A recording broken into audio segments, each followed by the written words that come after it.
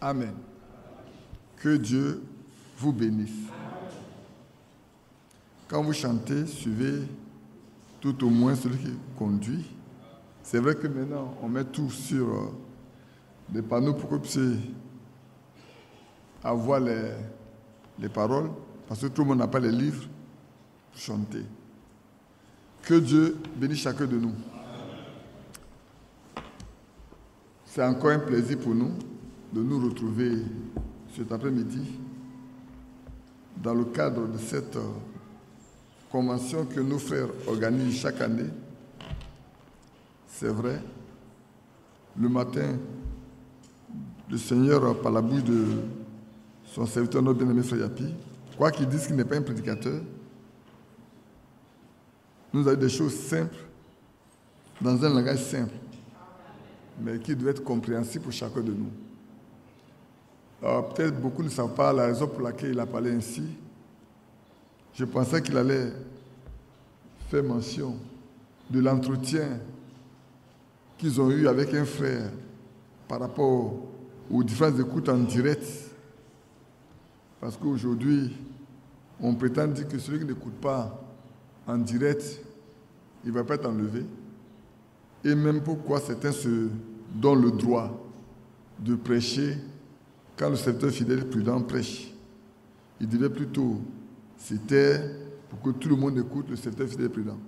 Si c'est le cas dans le monde entier, dans la même journée, le même dimanche, c'est la même prédication pour tout le monde. Or, ce que nous savons, les besoins ne sont pas les mêmes partout. Au point, ça devient comme une religion, comme l'Église catholique. Et c'est de ça qu'il parlait ce matin. Mais nous devons combattre pour le bon combat de la foi. Nous devons faire comme les apôtres ont fait. Marcher comme les apôtres ont marché. Je ne pensais pas qu'à Jérusalem, ce qui était prêché le même dimanche, c'est la même chose qui est prêché également à Corinthe. Je ne croyais pas. Pourtant, Paul était sur la terre, Pierre était sur la terre. Et puis, dans le mandat qui est donné à Frère Franck, il faut que les gens sachent, ou les gens se rendent compte d'une chose qui est réelle. Il lui a été donné d'aller de ville en ville pour apporter cette parole-là. Ce qui correspond bien dans Matthieu 24 également, le verset 12, ou 14 si je ne me trompe pas. Verset 14. Il doit aller, cet évangile du royaume doit prêcher dans toutes les nations pour servir de témoignage. Ensuite viendra la fin. Le frère Franck l'a pleinement et entièrement accompli. Mais ce que les gens ne savent pas, ce qu'il a été dit, c'est pour servir de témoignage. Pour qu'on puisse te juger, il faut avoir entendu quelque chose. C'est pour juste servir de témoignage. C'est pour ça qu'il ne passe pas beaucoup de temps dans une ville. S'il a trop prêché, c'est 2 ou 3 prédications. Il ne fait pas plus que ça. Il peut arriver le soir, le lendemain matin, il va prêcher, le lendemain soir, il va prêcher, le jour suivant, il prend l'avion, ou bien, s'il doit voyager le soir, il prêche le matin, et puis l'après-midi, il est parti. Pour ceux qui écoutent ce que Frère Franck dit, il était, je crois, au Rwanda, quelque part ou en Roumanie, où il disait que il venait de la Côte d'Ivoire, c'était en 2008. Et il disait aux frères que les services des frères qui sont dans les églises locales est même plus grand que son service à lui. Parce que lui, quand il va dans une ville, c'est 2 ou 3 prédications. Mais après, ceux qui tiennent l'église, sur les assemblées locales, ce sont les serviteurs qui sont dans l'église locale, qui règlent les problèmes, qui nourrissent le peuple pendant tout le temps. Il dit même son service, leur service est plus grand que son service à lui. Le deuxième, ça c'est un mandat, c'est qu'il doit distribuer la nourriture sur Matthieu 24, 45 à 47. Mais quand on s'arrête en Matthieu 45, il n'est pas le seul concerné. Il donne la nourriture aux gens de la maison. Avant, on ne recevait que les laits séculaires. Les prédications en direct, on ne les recevait pas. Que ceux qui aujourd'hui font la propagande, la distribution de l'écoute en direct. Quand on a commencé en 2006, on nous traitait d'idolâtres. On nous traitait de franquistes. Mais ils sont non plus franquistes que moi aujourd'hui. Puisqu'aujourd'hui, ils disent que moi je ne crois plus au ministère de Frère Franck. Et c'est ce qui fait peur à beaucoup de personnes. Hein. Ce qui fait peur aux gens, et puis ils ne veulent pas venir courir là. On leur fait croire que Badi, il va courir pour prêcher. Il est devenu antichrist. Et donc, quand on va avec lui, il devient antichrist. Mais je ne sais pas. Quel bien font-ils aux églises en réalité? Au point aujourd'hui, tous les prédicateurs de ce message sont devenus tous des ivrognes. Tu arrives quelque part, je pense que tu ne dois pas encore appeler ton fils pour qu'on parle avec lui. Il faut l'appeler. Même des jeunes gens qu'on estimait aujourd'hui sont tous devenus des ivrognes. Et je dois parler avec l'un de mes fils. Nous, on ne savait pas. On l'a invité. Il n'a même pas pu chanter ce jour-là. Par 2 fois, il n'a pas pu chanter. Je me suis demandé qu'est-ce qui s'est passé. Mais c'est plus tard que j'ai su de quoi il est question. Frères, prenons garde à nous-mêmes. Et vous, qui êtes les prédicateurs de ce message, prenez garde à vous aussi. Et au troupeau sur lequel le Saint-Esprit, si c'est lui vraiment, vous avez établi évêque pour le paître. C'est l'église du Dieu vivant qui s'est acquise par le prix de son propre sang. Prenons garde. Prenez garde. Et quand Yafi parlait, c'est vrai, est-ce que le Seigneur va trouver cette foi-là, cette parole vivante, cette parole qui a été apportée par les apôtres, est-ce qu'elle va la trouver telle qu'elle? Regardez bien quand il a cité Malachie 4, on doit se rendre compte que nous qui sommes les enfants, nous devons retourner à la foi de nos pères apostoliques. Est-ce que c'est là que les apôtres ont prêché? C'est ça que nous prêchons aujourd'hui? Comme les apôtres ont vécu, c'est comme ça que nous vivons aujourd'hui. Nous cherchons des hommes, des maris pour nos filles. Nous cherchons des filles pour nos frères, nos fils. Est-ce comme ça que les apôtres se sont conduits? Aujourd'hui, ce sont les prédicateurs qui vont chercher des filles à marier pour ceux qui veulent se marier. Et c'est les prédicateurs qui vont chercher des hommes à marier pour les filles qui ne sont pas encore mariées. Je ne sais pas si c'est comme ça que les apôtres ont conduit l'Église. Si l'apôtre Paul n'allait pas dire que chaque homme ait sa propre femme, et que chaque femme ait sa propre mari, son propre mari plutôt. Il s'est parti chercher des filles. Pour les jeunes gens qui ne sont pas mariés, et chercher des maris pour les jeunes filles qui ne sont pas mariées. Que Dieu vienne au secours des croyants de ce message de la fin des temps. Souvenez-vous que quand vous lisez dans Apocalypse chapitre 3, concernant l'Odyssée, c'est très clair. On est très orgueilleux. Très orgueilleux. L'église d'Odyssée, vous êtes orgueilleux. Les membres de l'église d'Odyssée, vous êtes orgueilleux. Vous avez mis même le Seigneur dehors. La Bible dit, dehors il frappe. Écoutez bien ce qui est écrit. Celui qui entend et qui ouvre, il rentre. Il peut frapper et puis tu peux ne pas entendre. Hein? Parce que celui qui entend et qui ouvre, je rentrerai, je soupirai avec lui, avec moi. Mais s'il frappe que tu n'entends pas, il ne pourra pas rentrer. Bien-aimés, prenons garde.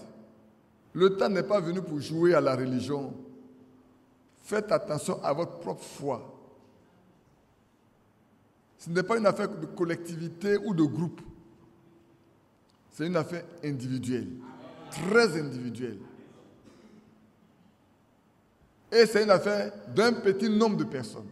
Si le Seigneur a dit petit troupeau, c'est le Seigneur qui a dit, hein. Ce n'est pas Badi qui dit petit troupeau. Petit troupeau. Votre Père a trouvé bon de vous donner le royaume. Il a trouvé bon de donner le royaume, non pas à tout le monde, mais au petit troupeau. À vous de savoir si vous appartenez au petit troupeau.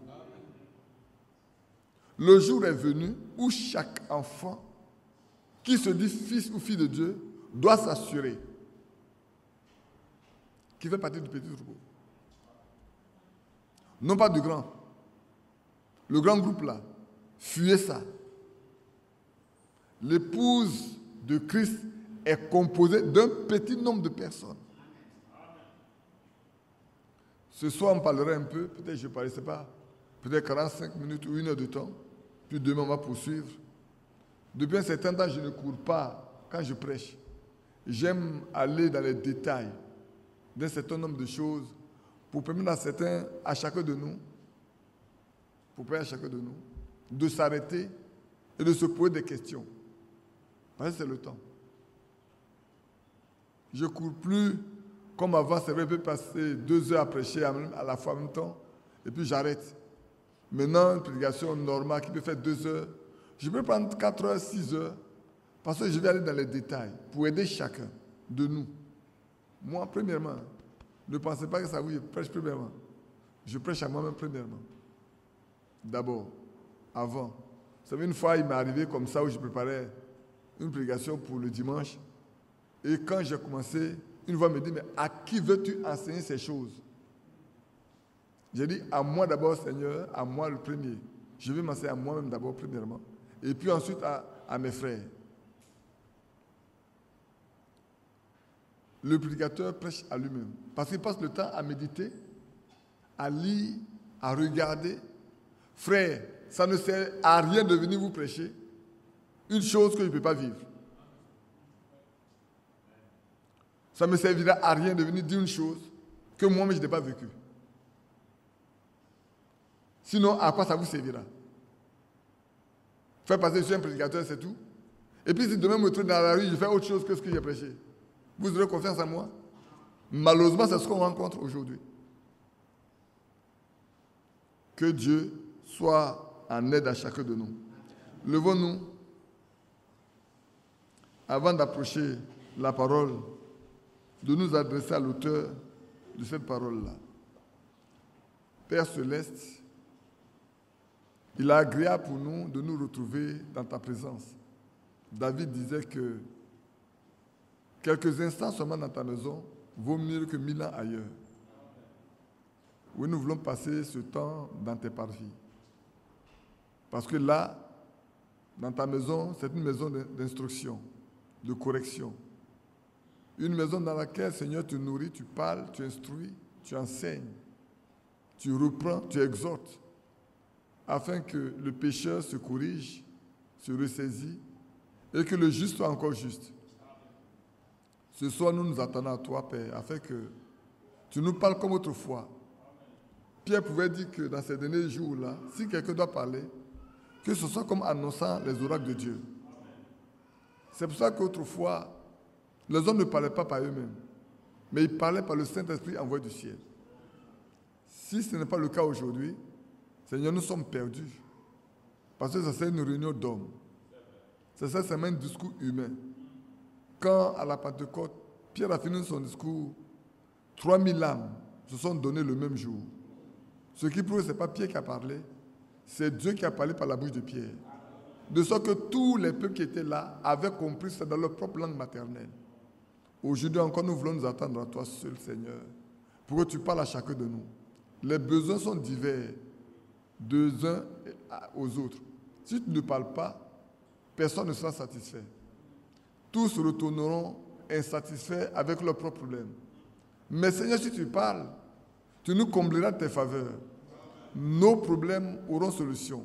Les questions qui sont dans nos cœurs trouveront aussi nos réponses. Et nous dirons que le Seigneur nous a parlé personnellement. Relève les malades au milieu de nous. Même ceux qui sont en ligne, guéris-les. Ici, au jour de la dédicace de ce lieu, la Père Tout-Puissant, on note une sœur en ligne a reçu la guérison de sa fille automatiquement. Qu'il en soit encore ainsi aujourd'hui. Instruis-nous, enseigne-nous, parle-nous, guéris-nous, fortifie-nous et apprête-nous pour le jour de l'enlèvement. Notre Dieu, notre Père, Tu as dit tout ce que nous demandons au Père en ton nom, tu le feras. Ce soir, nous te demandons d'être au milieu de nous, car tu as promis d'être là où 2 ou 3 seront rassemblés. Seigneur, nous ne sommes plus que 2, nous ne sommes plus que 3. Agis ainsi en notre faveur, comme tu l'as promis, afin que notre joie soit parfaite. Au nom de Jésus-Christ. Amen. Tenons-nous debout. Je lis juste un. Je demanderai à tout le monde de mettre son portable sous silence. Ça éviterait de déranger vos voisins. Allons dans 1 Corinthiens, chapitre 5.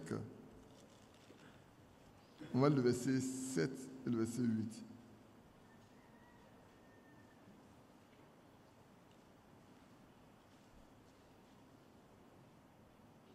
Je peux lire 1 Corinthiens 5, le verset 7 et le verset 8. Faites disparaître le vieux levain, afin que vous soyez une pâte nouvelle, puisque vous êtes sans levain, car Christ, notre Pâque, a été immolé.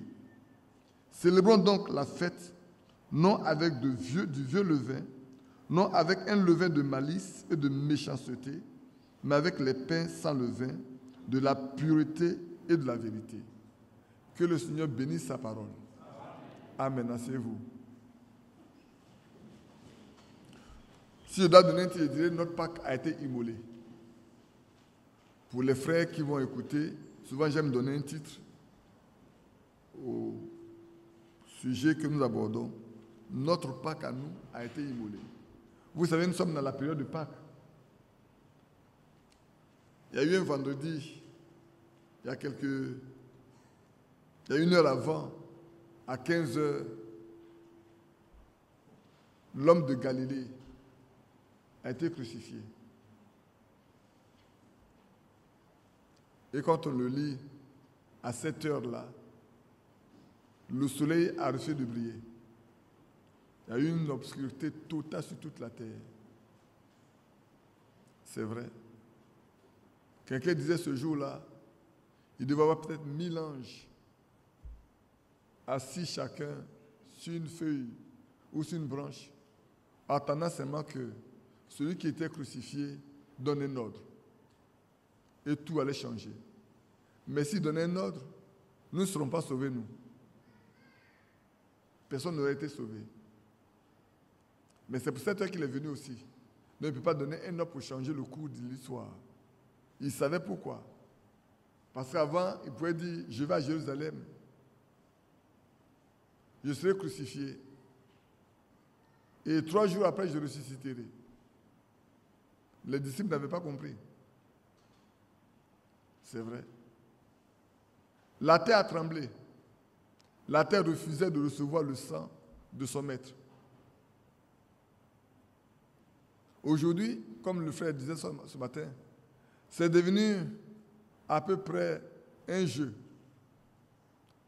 On fait du théâtre avec. On joue avec. On ne prend pas ça au sérieux.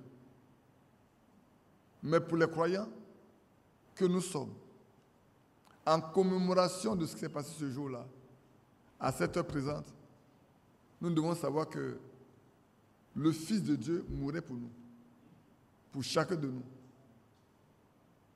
à cause de nos péchés, à cause de nos iniquités, à cause de ce que nous étions rebelles, désobéissants. Souvent on pense à ce qui s'est passé dans le jardin d'Éden entre Adam et Ève, mais on oublie nous-mêmes nos propres actes. À cette heure présente-là, les moqueurs étaient prêts, disant à Jésus, si tu es le Fils de Dieu, descends. Sauve-toi et nous croyons. Nous croirons en toi. Mais quand il était sur la terre, quand il n'était pas encore crucifié, tout ce qu'il faisait là, est-ce que ça donne la foi à quelqu'un? Très peu. Pour ne pas dire infinitésimal.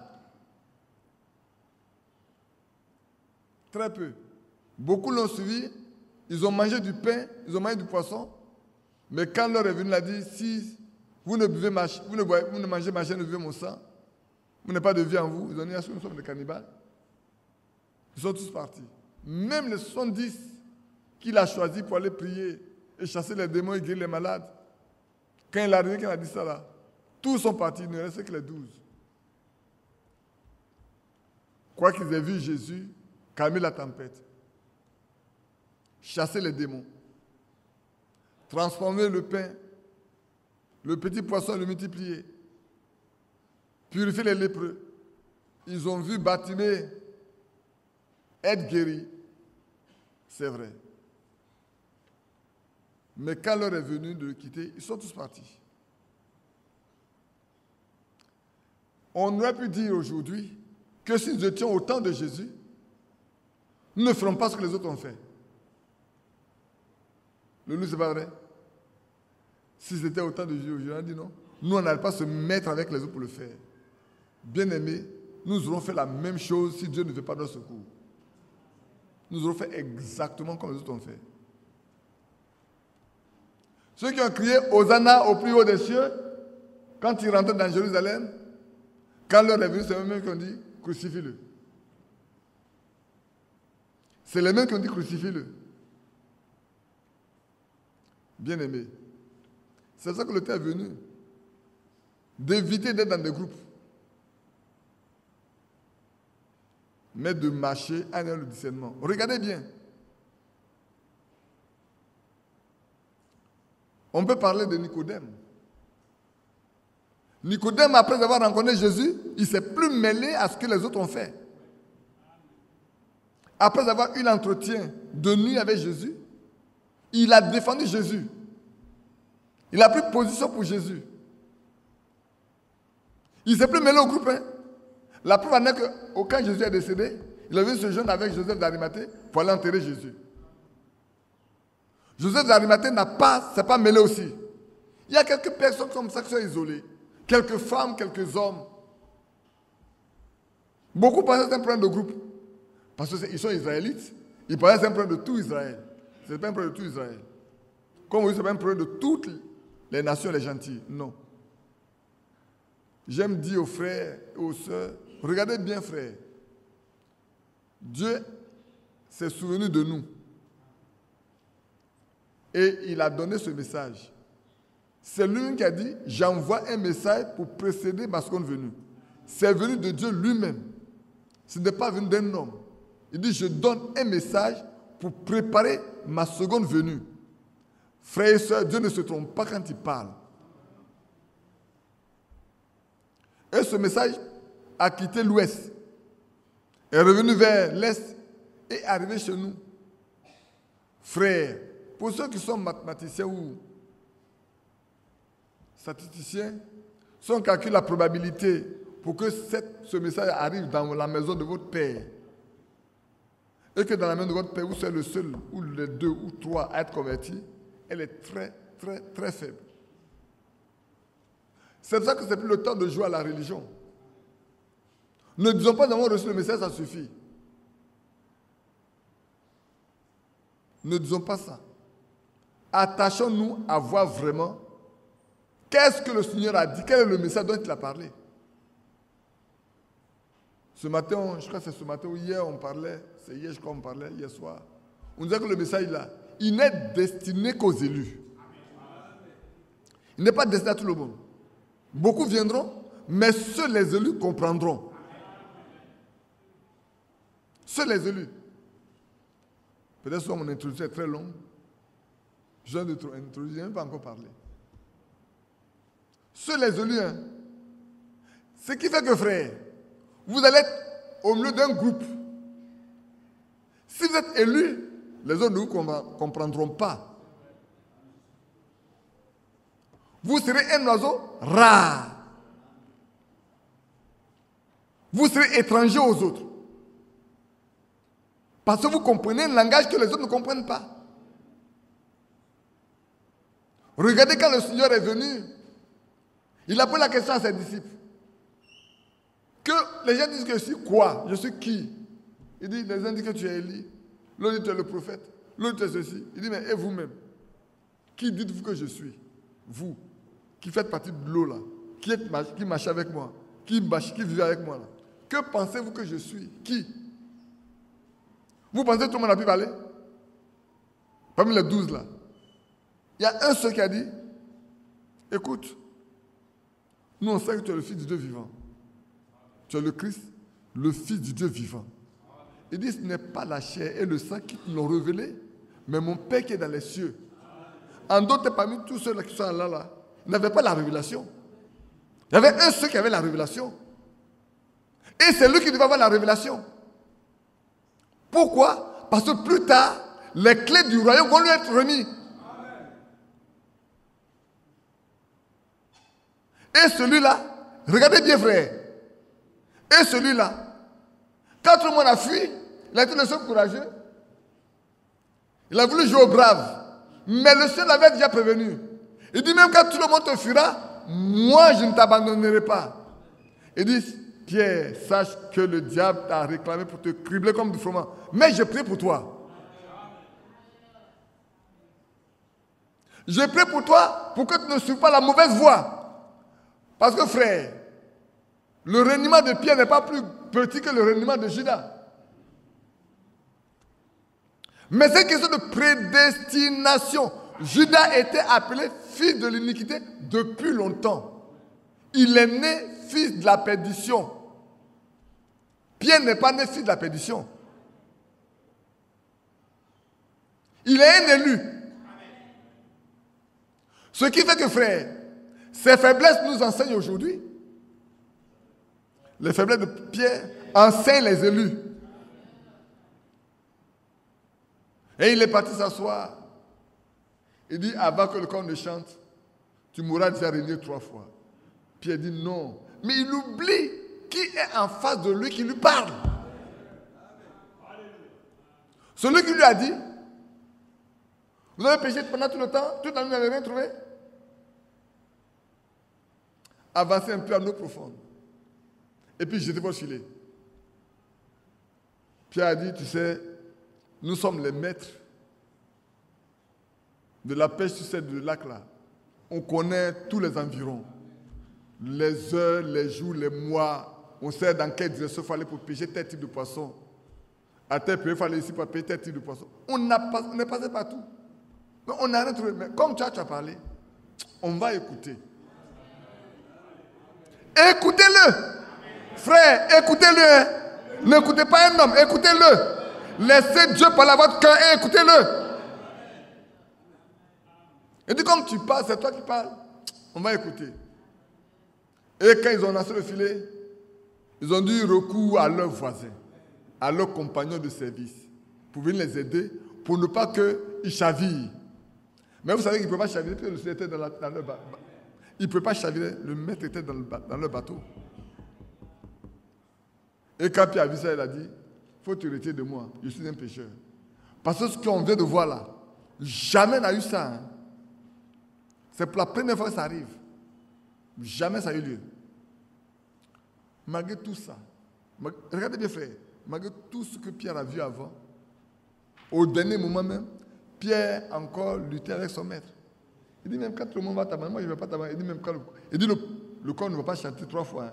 Une seule fois là, toi tu as me réuni 3 fois. Et quand il est rentré dans la cour du Seigneur sacrificateur, c'est une petite fille qui va le faire fuir. Amen. Toi aussi. Ton langage la montre que tu es avec eux. Il dit, mais toi tu te trompes. Je ne suis pas de son milieu. Un autre apparaît. Il dit non. Il dit, en même temps, le coq chante. Coco, coco. Le maître se retourne comme ça pour le regarder. Je m'imagine, frère, je m'imagine. Hein, quand le maître s'est retourné comme ça, pour regarder Pierre, il s'est souvenu que le maître l'a dit. Que avant que le corps ne chante, tu m'auras régné 3 fois. Et maintenant, tu m'as régné déjà 3 fois. Et le coq a chanté. Pierre s'est souvenu de ça. Alors son cœur est déchiré. Il a éclaté en sanglots. Et il est sorti, il est parti. Mais il n'a pas oublié son maître. Il sait sur son maître. Oh que c'est beau, un monde nouveau nous attend.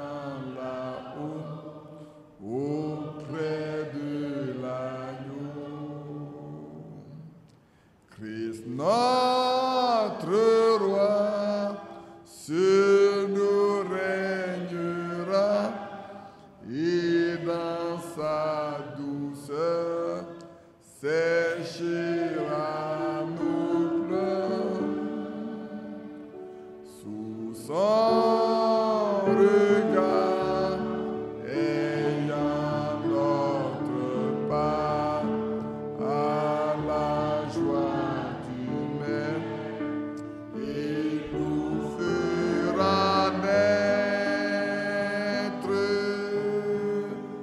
Ce sera vraiment beau, les noces de l'agneau quand nous serons là-haut. Là-haut, là-haut, là-haut. Revenons. Je disais, notre Pâques a été immolée. Ce vendredi soir, Jésus mourant à la croix, c'était pour notre libération. C'est pour ça que j'ai lu quelques passages avec vous, pour revenir dans l'Ancien Testament, pour parler un peu de la Pâque, pour voir à quoi se rapporte la Pâque. Aujourd'hui, c'est une grande fête. Dimanche, c'est ça la résurrection. Oh, c'est ça une grande fête pour toutes les églises. Chacun parlerait de la résurrection. On chantera la résurrection. Mais qui a expérimenté la résurrection? Frère, ce n'est pas le temps de chanter. C'est le temps d'expérimenter la résurrection. Si tu n'as pas expérimenté la résurrection, tu ne seras qu'un simple religieux et tu mourras dans ton péché. C'est pour ça que ce qu'on a lu ici dit, faites disparaître le vieux levain, le mensonge, l'adultère, la tricherie, la calomnie, le mépris, les dissensions, les divisions. Faites disparaître ça du milieu de vous.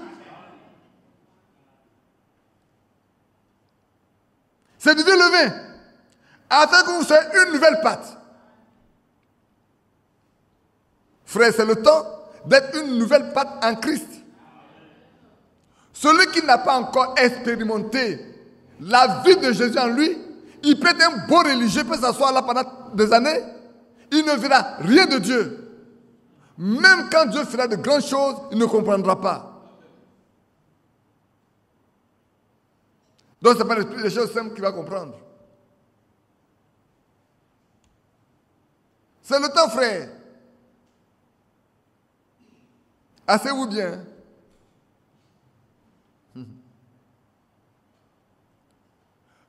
Faites disparaître. Faites disparaître. Ce n'est pas quelqu'un d'autre qui va venir le faire, c'est vous-même. Du milieu de vous, vous devez le faire disparaître.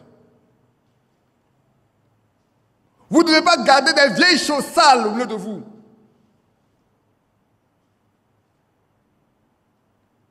C'est vrai. Le monde doit sortir du milieu de vous. Parce que dans nos églises, le monde a pris tellement la place. On cherche le monde, il est au milieu de nous. Nous sommes dans le monde.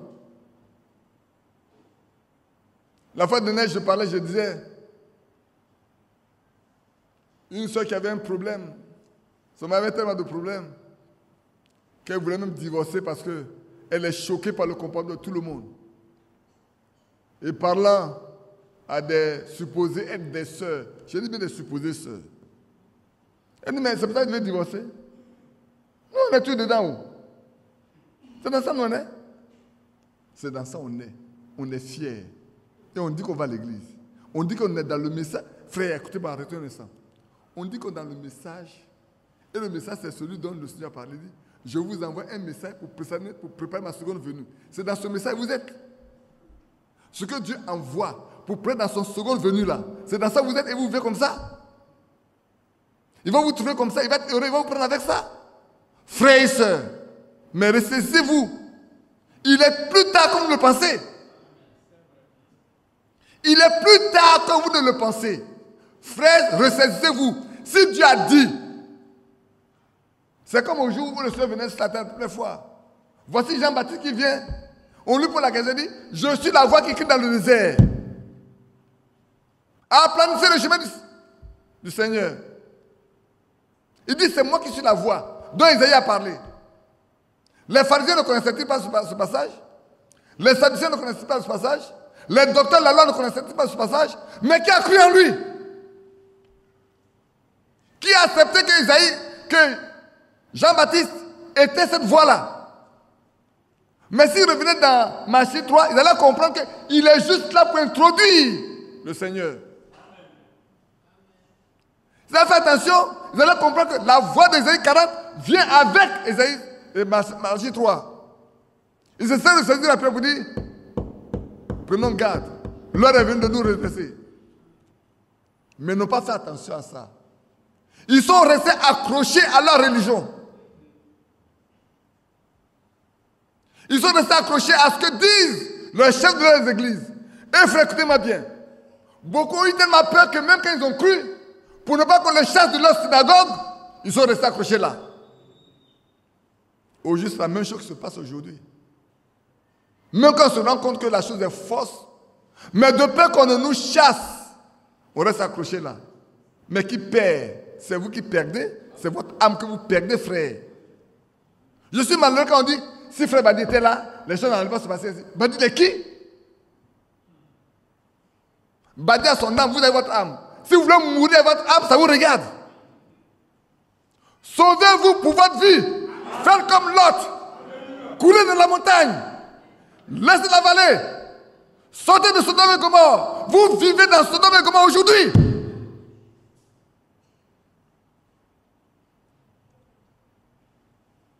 Oui, mes bien-aimés frères. Faites, prenez des dispositions pour faire disparaître du milieu de vous le vieux levain. Examinez-vous vous-même si vous êtes encore dans la foi. Si Dieu a dit, j'envoie un message pour préparer ma seconde venue, frère, et que vous jouez avec ça, vous le trouverez sur votre chemin. Ce n'est pas un prédicateur que vous allez trouver, c'est lui-même que vous allez trouver sur votre chemin. Examinez-vous vous-même pour voir si vous êtes dans la foi. Ce matin, il parlait de combat pour le bon combat de la foi. Oui. Mais il faut être dans la vérité pour combattre pour la vérité. Comment peut-il combattre pour la vérité quand tu es dans le mensonge? Ne peut combattre pour la vérité que celui qui est dans la vérité. Si vous ne marchez pas à la vérité, vous ne pouvez pas prendre position pour la vérité. Et si vous ne marchez pas pour la vérité, avec la vérité, vous ne serez jamais affranchi.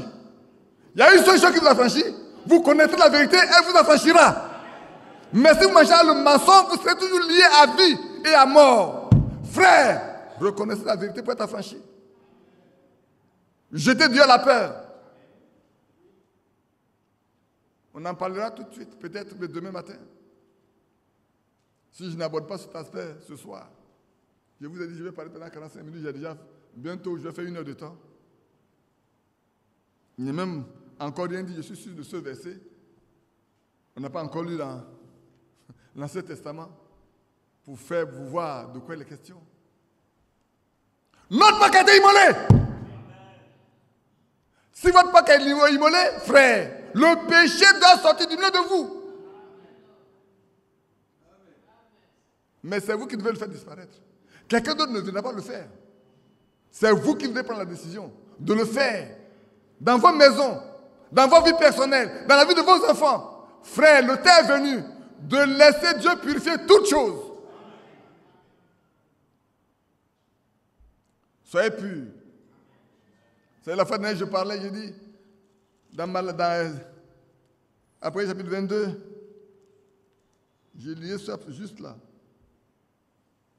Le verset 11, moi je le lis et puis revenir. Que celui qui est injuste soit encore injuste. Que celui qui est souillé se souille encore. Et que le juste pratique la justice. Et que le saint se sanctifie encore. Frère, voilà 2 voies. Celui qui est souillé, qui continue de se souiller. Vous allez voir au milieu de vous des hommes qui vont continuer de se souiller parce que dès le départ, ils sont souillés. Ils ne pourront pas sortir de la souillure. Et pourtant, l'apôtre Paul nous dit dans 2 Corinthiens chapitre 6 et 7, ne touchez à rien d'impur. Abandonnez tout ce qui est impur, venez à moi, je vais vous accueillir. Vous êtes pour moi des fils et des filles, je sais pour vous un père. Et l'apôtre Paul continue au chapitre 7, dit, si nous avons de telles promesses, purifions-nous nous-mêmes de tout sur de la chair et de l'esprit. Purifions-nous nous-mêmes Notre Dieu donne la capacité à un croyant de se laisser purifier. Autrefois, ça avait l'hysope. Dans l'Ancien Testament, ça avait l'hysope qu'on purifiait. Avec la vache rouge, le sang de la sang et la vache et le sang de la vache rousse. Aujourd'hui, c'est avec le sang de l'agneau qui a été immolé à la croix. Notre Pâque a été immolé.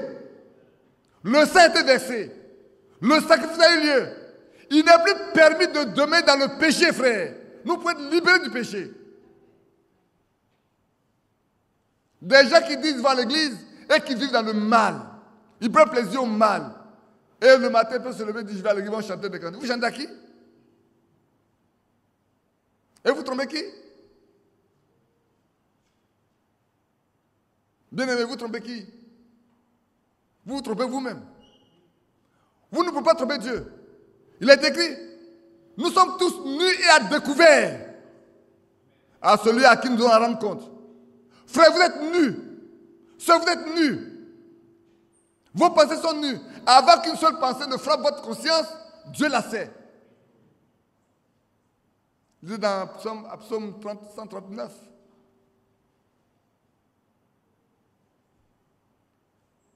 Et alors, fait disparaître le vieux levain, afin que vous soyez une pâte nouvelle. Est-ce qu'on est vraiment sans levain? Car Christ, notre Pâque, est immolé. Alléluia. Christ, notre Pâque, a été immolé. Il a été immolé à la croix. Ce vendredi-là, les gens appellent ça vendredi saint, c'est vrai. Celui qui est saint prenait la place du pécheur. Celui qui est saint prenait la place du pécheur. Il prenait sur lui nos fardeaux, nos péchés. Comme il est écrit dans Ésaïe 53. Même le châtiment qui donne la paix est tombé sur lui.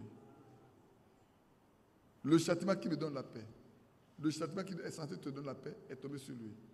Si nous ne portons pas ce châtiment, nous n'aurons pas de paix. C'est pour ça que, frère, la Bible dit, ceux qui apportent la paix, ceux qui procurent la paix sont appelés fils de Dieu. Tu ne peux pas donner ce que tu n'as pas. Aucun homme, aucune femme ne peut donner quoi que ce soit si c'est que ce qu'il a en main. Comment peut-tu donner la paix si toi tu n'as pas la paix en toi? Aujourd'hui, on fait de la religion avec ce message.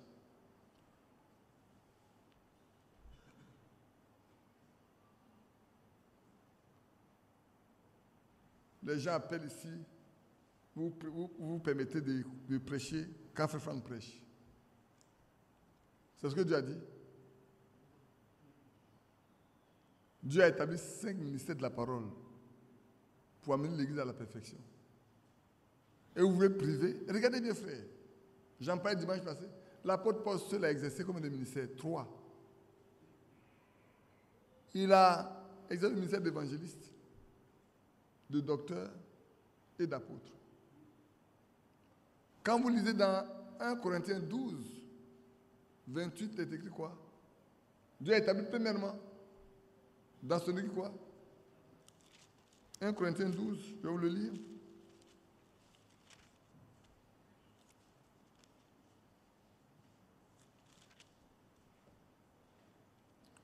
Et Dieu a établi dans l'Église, premièrement, des apôtres, deuxièmement, des docteurs, non, des prophètes, et troisièmement, des docteurs. Ensuite viennent tous ceux qui font des miracles, des prodiges, ainsi de les guérir. Premièrement, ces 3 ministères sont très importants, frère. Les apôtres, pour mettre de l'ordre dans l'Église. Les prophètes, pour annoncer la partie prophétique apostolique. Et les docteurs, pour classer les Écritures et rendre digeste ce qui est difficile à comprendre. Aujourd'hui, on n'en veut pas. Nous connaissons tous le ministère de Frère Franck. Dieu l'a dit, exerce le ministère d'un évangéliste, tout en sachant qu'il est un docteur. Il va de ville en ville, il va de pays en pays, il fait 3 jours, il fait 1, 2 jours, 3 prédications, 2 prédications, 3 prédications, mais peut-être une prédication seulement. Pour que le témoignage soit établi. Et que ceux qui sont destinés à la vie reviennent. Ce témoignage-là, c'est pour qu'un groupe accepte, un groupe entend peut être condamné. Aussi, c'est la même chose. Je disais la fois dernière, vous savez, quand le message est arrivé en Côte d'Ivoire, tous ceux qui sont venus étaient devenus des prédicateurs tous. Tous ceux qui étaient venus là, ils sont devenus des prédicateurs. Nous, on les a trouvés dedans. Demandez à mon frère Badou, à frère Corentin. Quand nous faisons nos réunions de cellules à l'université, alors ces frères disaient qu'ils allaient venir nous aider. Qu'est-ce qu'ils sont arrivés de nous? On leur a posé 2 ou 3 questions seulement. Ils ont dit, laissons ceux-là. Ils sont capables de se prendre en charge. Nous, on venait de croire 77, 78. Et ils sont déjà depuis dedans 72 jusqu'à 77, 78. Ça fait combien d'années? 5, 6 ans. Mais nous qui venons d'arriver pendant 1 an seulement là, ceux qui ont 6 ans ne peuvent pas nous prendre en charge. Je dis, on peut se prendre en charge. C'est qu'il y a un problème. C'est que nous, on a grandi plus vite qu'eux. C'est pour ça que l'église de Côte d'Ivoire a des problèmes. J'ai dit à un frère, vous parlez de colonne, il n'y en a pas. Qui c'est que toi tu as une colonne? Qui c'est le ministère que tu as? Tu penses que tu as un ministère? Si tu avais un ministère, les gens venaient te consulter pour dire, frère, on a tel problème, aide-nous. C'est faux? Mais qui te consulte? On ne te consulte pas pour les Écritures. C'est qu'on ne considère pas que tu as un ministère. Quand on sait que quelqu'un a un ministère, comme l'Api le disait le matin, quand on a des problèmes, on va vers lui.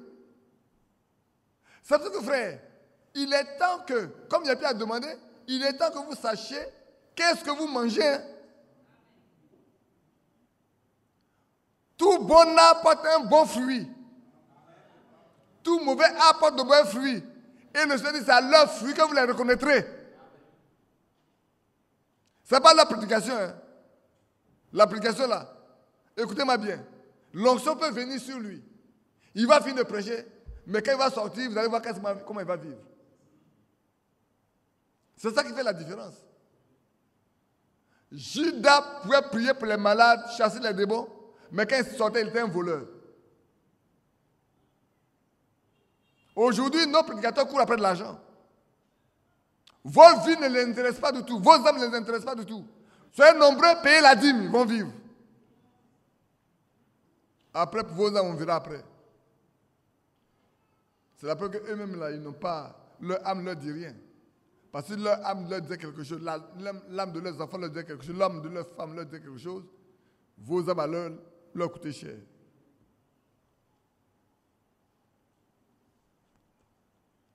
En 2006, il y a un frère qui est venu avec son arme à l'église. Il voulait abattre les gens. Il dit, comme nos âmes ne vous intéressent pas, voici votre âme ne va pas me coûter cher. Je vous abats et puis je vais en prison. C'est ce jour-là que j'ai parlé. Dieu l'a protégé. Le 4 juin 2006, il est venu à son âme. Il s'est rendu compte que ceux qui dirigeaient l'église là, jouaient avec leur âme. Il était prêt à les abattre tous. Nous tous qui étions là, il allait nous abattre tous. Lui va aller en prison. Peut-être qu'il sera encore en prison. Et il a fait 10 ans. Et puis 10 ans après, on va le laisser. Depuis 2006, 2016, c'est fini, non? Ça fait 10 ans, il s'est libre. Mais nous avons été liquidés tranquillement. Et il aurait raison. Qu'est-ce que c'est que la vie de notre corps par rapport à la vie de l'âme? Le Seigneur est venu sauver des gens et nous voulons les perdre. En plus, nous prenons leur argent gratuitement. Frère, Dieu a établi dans l'église, premièrement les apôtres, deuxièmement des prophètes, troisièmement des docteurs. Pourquoi? Pour stabiliser l'église, pour donner la nourriture à l'église et pour garder l'église dans l'équilibre spirituel. Aujourd'hui, on dit on n'en veut pas. On n'en veut pas du tout. On n'en veut pas. Moi, je vais, les gens viennent me poser des questions. Ils parlent de questions à gauche, à droite. Moi, on ne me pose jamais de questions. Venez me poser des questions. organiser une réunion nationale ou internationale, et puis on prend la Bible à main. On va faire comme Tommy Osborne a dit. On va danser un peu avec les Écritures. Revenons à notre test. Je n'ai pas encore bougé d'un pouce. Ne vous en faites pas, on s'en ira. Notre Pâques a été immolé. Célébrons donc la fête, non avec de vieux levains, non avec de vieux levains de malice, de méchanceté. Oh, combien de fois nous sommes malins aujourd'hui. Nous sommes malicieux. Nous trompons les frères, nous trompons les sœurs, nous trompons nos femmes, nous trompons nos enfants. Et nous sommes peureux, par-dessus tout. Nous sommes prêts à chasser des gens. Moi, je connais frère. Écoutez-moi bien. Moi, j'ai des relations au plan international. Souvent, des frères et des sœurs m'appellent. Il y a des prédicateurs qui interdisent les membres de leur assemblée d'écouter les autres. Ils interdisent les membres de leur assemblée d'écouter quelqu'un d'autre. Peut-être se disent tout dans le message. Pourquoi veux-tu interdire quelqu'un de ton assemblée d'écouter quelqu'un d'autre? Parce que tu n'as rien de bon à offrir. Parce que s'il écoute quelqu'un d'autre là, il va voir ta faille. Il va voir ton insuffisance. Il va voir que ce que tu as prêché ici là, il n'y a rien de bon dedans. Il va venir te poser des questions. Et comme tu n'es pas prêt à répondre aux questions comme se doit, alors tu nous dis qu'il ne faut pas qu'il écoute les autres. Tu l'embrigades. Tu le mets en prison.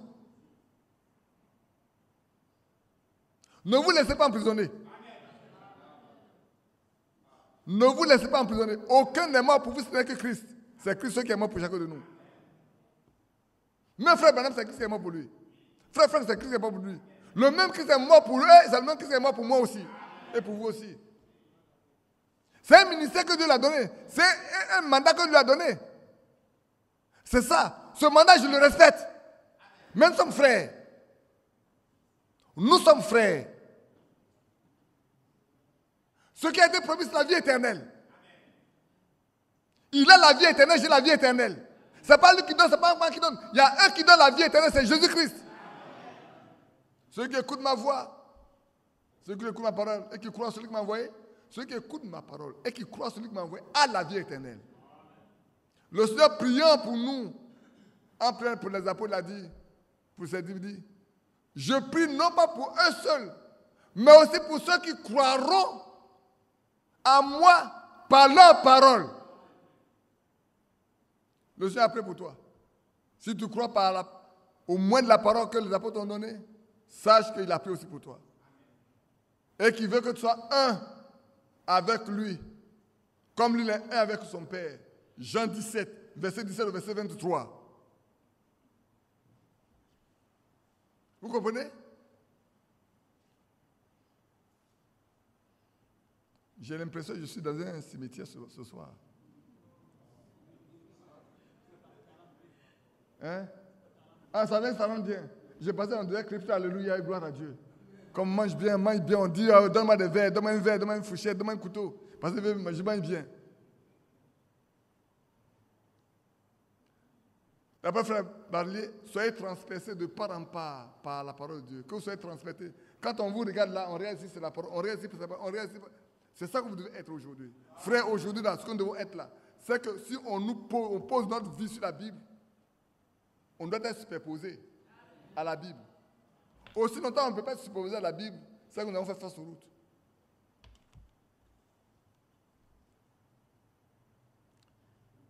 La malice, la méchanceté. L'apôtre Paul connaît ça. Hein? Il a souffert. Moi, quand je lis la vie de l'apôtre Paul, il dit qui a souffert comme lui-même. Et pourtant, c'est lui qui dit réjouissez-vous. Réjouissez-vous toujours. Et nous, on dit qu'on souffre. Une petite persécution, un petit abandon plein de malheureux. Hein? Frère, ne faites pas ça. Soyez des chrétiens, des chrétiennes. Qu'est-ce que l'apôtre Paul dit? Il dit c'est par des grandes tribulations que le royaume de Dieu nous sera accordé. Et on a peur d'avoir des tribulations. Bon, je vais vous lire un passage avant de continuer. Allons dans Matthieu 5. Je ne suis pas encore allé dans l'Ancien Testament. Hein. Donc, je vous ai dit, je prends mon temps maintenant pour aller dans les détails de ce que je vais dire, que les gens comprennent bien.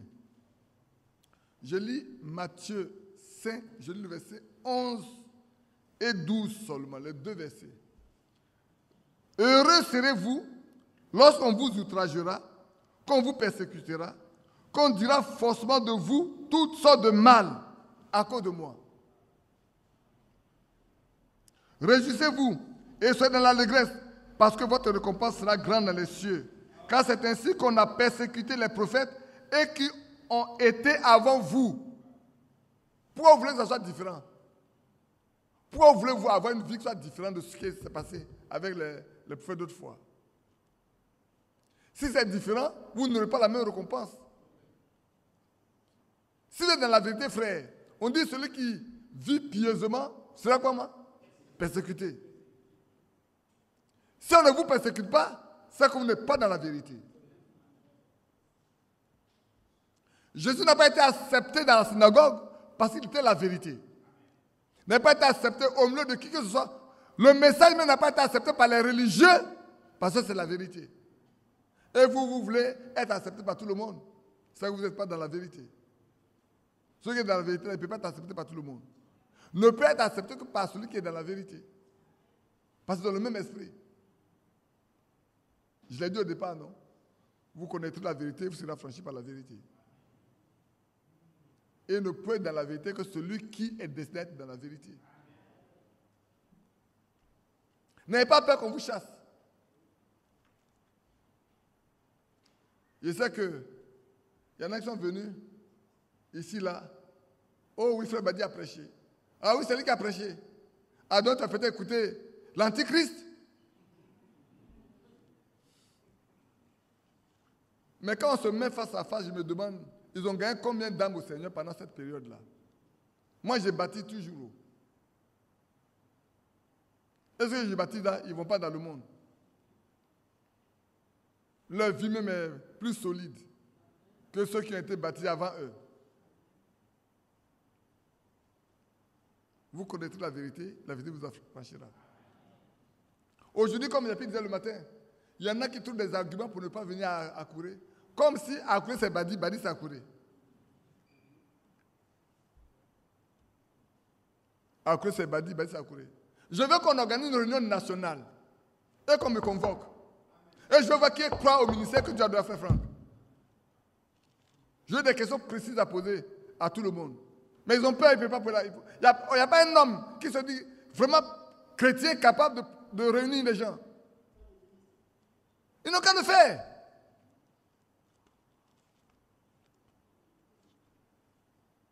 Aujourd'hui, on dit l'église de Ikoet n'est plus une église, elle est morte. Mais comment le mauvais part et puis l'église ne vit pas? Dites-moi. L'antichrist part d'une église, les saints sont là et l'église ne vit pas. Il doit y avoir un antichrist à part que lui. C'est pas lui qui est parti, c'est pas lui qui est antichrist. Je suis parti à ma famille seulement, non? Aujourd'hui, chez moi, je n'ai pas de plat pour accueillir les gens. Vous avez chassé tout le monde. Les gens ne vont plus à l'église. Ils ne vont plus aux assemblées, je vais dire. Parce que l'église, ce sont ceux qui sont appelés hors d'eux. L'église, c'est ceux qui sont appelés hors d'eux pour servir Christ. C'est ceux-là qui forment l'église. Ce sont les élus qui forment l'église. Ce n'est pas la masse. Ce n'est pas les voyous. Ce n'est pas les corrompus. Ce n'est pas les menteurs. C'est les saints.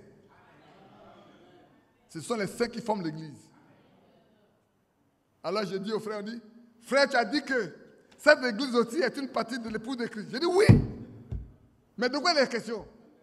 Alors j'ai fait exprès dimanche passé pour lire dans une lettre circulaire de frère Franck. Les assemblées locales forment l'église de Christ. Je dis oui. Dans chaque assemblée locale, il y a des élus. C'est l'ensemble de ces élus qui forment l'épouse de Christ. Et en Côte d'Ivoire, il y a un groupe qu'on appelle l'épouse de Christ et qu'on méprisait. C'est pour cela que j'ai combattu le bon combat de la foi. C'est pas à Yopougon. Hein. On était à Yopougon. On est parti à Ulamzui. De Ulam, on est venu encore à Yopougon. Et puis le premier Yopougon, c'est quoi? C'est un nouveau quartier. Avant d'aller à Ulamzui, et puis on est venu à Koweït. Pourtant, le nouveau quartier n'est pas loin de Koweït. Hein. Le Koweïtien, où il y a le pétrole, il y a toute la guerre. Hein. Il doit y avoir beaucoup de pétrole là-bas.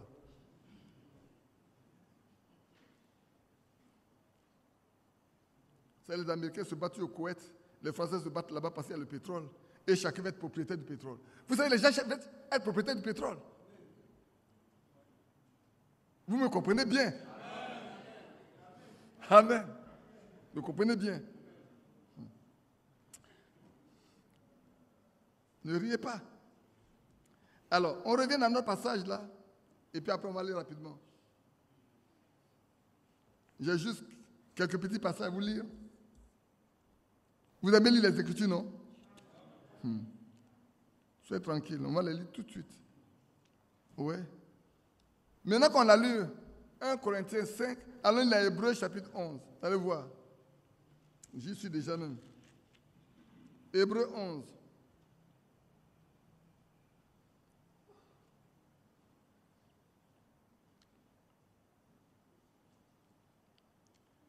Hébreux 11, j'ai lu verset 27 au verset 28.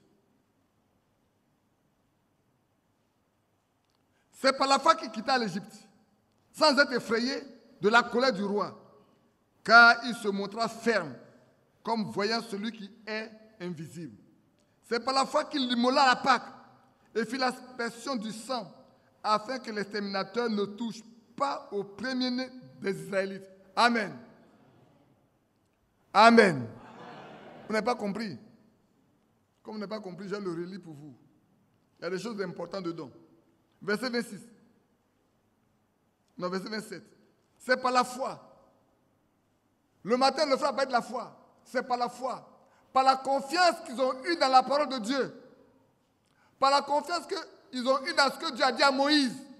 Il quitta l'Égypte sans être effrayé. S'ils avaient eu peur d'Égypte, ils seraient restés. Mais ils savaient ce que Dieu a dit est vrai et que Dieu est capable de les protéger. Alors ils ont quitté l'Égypte sans être effrayés par la puissance mondiale de ce temps-là. C'était de la puissance mondiale. L'Égypte était de la puissance mondiale. Et un petit peuple qui est esclave se lève et dit, je sors. Frère, sortez. Sortez du milieu d'eux. Ne touchez pas ce qui est impur. Sortez, c'est le temps de sortir. Sauvez-vous pour votre vie. Ne restez pas dans la religion, frère. Nos églises en Côte d'Ivoire sont devenues des religieux. Des religions partout. Tout est pourri. Mon frère Richard me dit, Badi, tu veux dire mon église aussi? Oui, il faut chasser. Chasse. Quand j'avais chassé des sœurs qui avaient des mèches sur leur tête, on me disait qu'ils n'étaient pas un serviteur de Dieu. La fois de hier, je lisais une prédication de frère Branham qui dit, si cette femme-là met les pieds dans cette église, je vais la faire sortir. J'ai dit, ah, lui aussi l'a chassé déjà. Mais frère, celui qui a l'esprit de Christ ne peut pas permettre des choses ça dans une église. Et peut être content. Ce n'est pas possible. C'est une injure. Ou on est sûr que Dieu est avec nous, ou on est sûr qu'il n'est pas au milieu de nous. S'il est au milieu de nous, nous devons être comme Finé. Si l'Esprit de Dieu est avec vous là, vous devez être comme Finé. Pour mettre Dieu tout ce qui est impur. Pour arrêter la colère de Dieu. Donc c'est par la foi. Oui, par la foi. Qu'ils ont quitté l'Égypte sans être effrayés de la colère du roi. Car il se montra ferme. Qui se montra ferme? Moïse se montra ferme. Moïse n'avait pas d'armée. Le roi d'Égypte avait toute une armée. Mais Moïse avait Dieu avec lui. Il avait le Dieu des armées avec lui. Quand tu as le Dieu des armées avec toi, tu n'as peur de rien.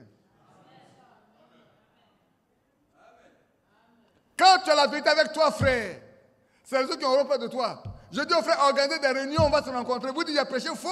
déposer ma fausseté là, déposer là devant moi qu'il serait présent. Pour que je puisse me défendre. Mais depuis, on refuse d'organiser cette réunion de fausseté là. Pour que le faux puisse se défendre.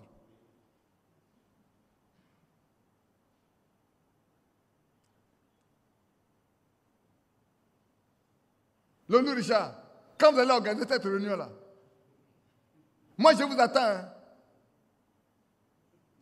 Je vous attends. Je vais être danser ce jour comme ça. Avec les Écritures. Hein? Tu es d'accord, non?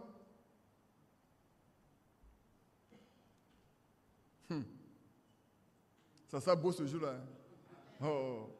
On va faire danser les Écritures comme ça. Ça va danser comme ça, danser comme ça. Ceux qui ne peuvent pas danser comme sur la vague là. Vous savez que ceux qui surfent sur la vague là, ils sont spécialisés. Si tu tombes dedans, tu as cassé ton cou. Hein? On va surfer avec les Écritures comme ça. On va prendre les Écritures. Celui qui ne sait pas faire comme ça, il va tomber. Ça va montrer qui a un ministère dans l'église de Côte d'Ivoire. C'est ce jour-là qu'on connaîtra qui a un ministère. Qui est docteur, qui est prophète, qui est apôtre, qui stabilise l'église en Côte d'Ivoire.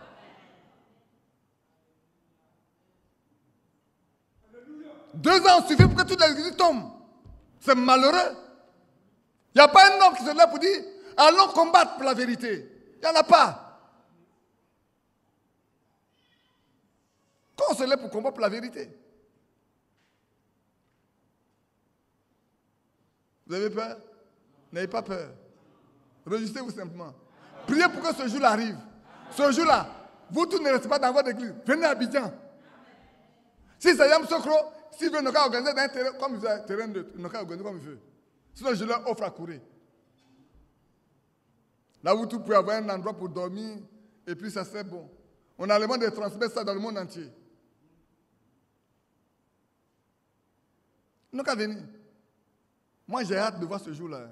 Vous savez, le jour-là, Élie avait hâte de rencontrer les 850 prophètes de Baal d'Astarté. S'ils traînent, moi-même, j'ai organisé la réunion. Peut-être qu'ils ne vont pas vouloir venir. Moi-même, j'ai organisé la réunion. Je leur ai dit, je vous invite. Je vous invite à courir un plat pour vous tous. Vous tous, c'est déjà vous prendre un chavenet. Et puis, on va faire comme au Mont Carmel. On verra celui avec qui Dieu travaille.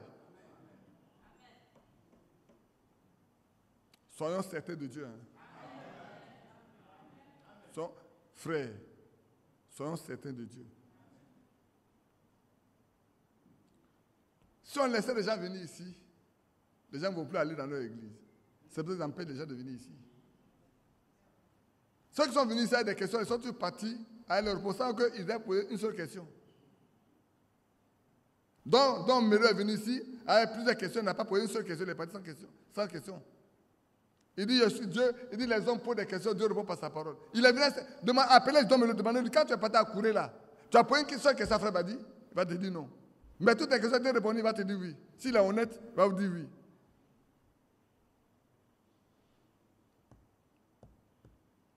Marchons avec l'Esprit de Dieu. Frère, marchons avec l'Esprit de Dieu. Frère Zinsou, quand vous rentrez là-bas, dites aux gens de la Banque jusqu'au nord là, que Badi vous attend. Organisez la réunion là. Parce que Kouet là, il dit qu'il va plus mettre pied là-bas, à moins que ça soit Dieu qui lui donne un ordre.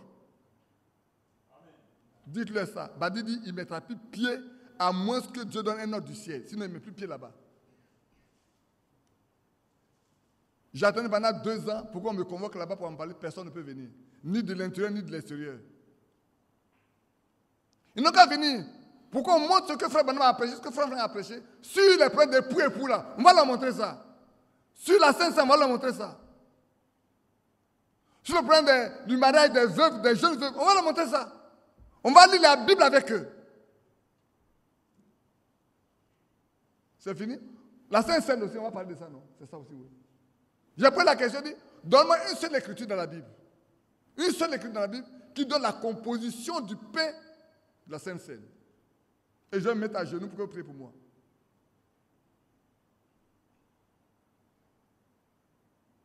Depuis qu'on est là, il n'y a pas de repos, il n'y a pas un seul homme. Ils sont tous des prédicateurs. L'autre était là, non? Tu étais dans ce jour-là, non? Quelqu'un a pu parler? Ils m'ont donné de faire l'histoire de l'église ce jour-là, un peu, pour voir comment est-ce que les églises locales ont été devenues autonomes. Frère, je vais vous dire une chose. Peut-être quelqu'un se pose la question, qu'est-ce que je vais te dire ça en même temps. On parle du pain de la Sainte Seine. J'ai posé la question à frère Isaac. Qui a commencé à faire le pain de la Sainte Seine à l'église d'Abidjan? Qui? Qui est celui qui a commencé? Vous dites, j'ai changé. Le pain qui se faisait, qui a fait? Je lui ai dit, avant là, il y avait une seule église en Côte d'Ivoire. Et la Sainte Seine se faisait seulement à Kanyanzé, en Doussi. Le premier pain que j'ai vu, c'est chez Ngaza Bernard. Il n'y a pas de four. Vous connaissez les marmites en fer là, souvent qui se cassent là. C'est dans cette marmite-là, une marmite cassée, que le pain était fait. J'étais là. Badou a dit j'étais présent. C'est pour la première fois que j'ai vu le pain de la Sainte Seine. C'est là-bas qu'on a appris la Sainte Seine pour la première fois. Et quand les Bakéens sont venus, et qu'il a dit, ils ont dit, tous les anciens sont les anciens nationaux ou internationaux. C'est ainsi qu'on a décidé de l'autonomisation des églises locales en 1979. Ça, les églises vont devenir églises locales. On va parler de l'église d'Abidjan, l'église de Sirensi, de Mans, de Boaké, de ceci. Déjà en ce temps-là, moi je m'occupais de la trésorerie de l'église d'Abidjan. C'est moi qui gérais ça. Aujourd'hui, Bédi Stanis c'est mort, mais t'es quoi, Jacques est vivant? Assis Bédi est vivant. C'est moi qui préparais le pain de la Sainte Seine. C'est moi qui achetais le vin et qui envoyais pour qu'on fasse le pain de la Sainte Seine, on fasse la Sainte Seine. Et j'ai dit aux frères, mais vous savez, vous parlez du pain de la Sainte Seine. Qui connaît la composition? Quand Bédi est parti en Allemagne, qu'il est venu avec le pain de la Sainte Seine, on a attendu que frère Bali arrive. Bali est arrivé, on lui a posé la question. Il dit, frère, les frères américains ont fait le reproche à frère Franck. Moi, dans ma brochure, le conseil de Dieu, si je la sors aujourd'hui, vous allez voir, reproche des frères américains à frère Franck sur le pain de la Sainte Seine. J'ai écrit ça mage, c'est là encore. J'ai dit à frère Isaac, j'ai écrit ça le jour là. Tu étais à la réunion, quand Bali a répondu, Lambert, tu étais là, Lambert dit, il était là. Moi, je fais le pain de la Sainte Seine, mon frère Branham l'a toujours fait. Parce qu'il n'y a pas d'écriture qui donne la composition du pain de la Sainte Seine. Ça n'existe nulle part. Et celui qui a envoyé le message, comme il a fait la Sainte Seine, je le fais exactement comme ça.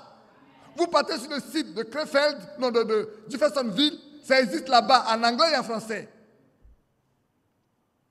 Alors on dit, j'ai changé quoi? J'ai changé quoi? J'ai rien changé. Et puis le temps, le conseil de Dieu a été écrit en quelle année? En 64. Il n'était pas encore donné à frère Franck de commencer à distribuer la nourriture.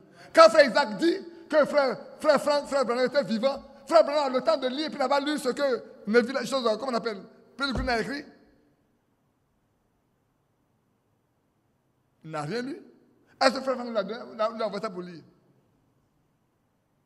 Soyons corrects. Soyons intellectuellement corrects et spirituellement corrects. Ça, c'est du mensonge au peuple de Dieu. On veut faire peur aux gens. Qu'on m'appelle. Quand j'ai fini de parler, j'ai dit à frère Isaac, tu changes de position. Ta position actuelle, c'est la position d'Enoch. Quand on a fait la réunion à l'épée, tu étais avec nous, c'est toi qui as sorti la communion de frère Branham, dans laquelle le contenu, la manière de faire le pain de la Sainte Seine a été décrit. C'est toi qui as sorti ça, non? Aujourd'hui, tu changes de position. Somo Isaac n'a pas pu répondre. Si quelqu'un veut, il appelle Somo Isaac partout où je serai avec lui. Il est témoin. Lui, il était là. Lui, j'étais là. Appelez le papa de notre frère qui est de Kokumbo. Le frère Éloi. Appelez-le. Le frère de Daloa, Mobio, était présent. Quand j'ai fini de parler, plus personne ne pouvait prendre la parole. Isaac a dit, on a organisé, excusez-nous, c'est nous qui avons organisé la réunion, mais comme on a oublié qu'il y a un mariage. Les parents des mariés sont dans ça. Je dis, frère, laissez-les faire leur mariage. Frère, un problème de l'église aussi difficile que ça, le mariage a plus d'importance que ça. Parce qu'il savait qu'il ne peut pas aller loin avec ça.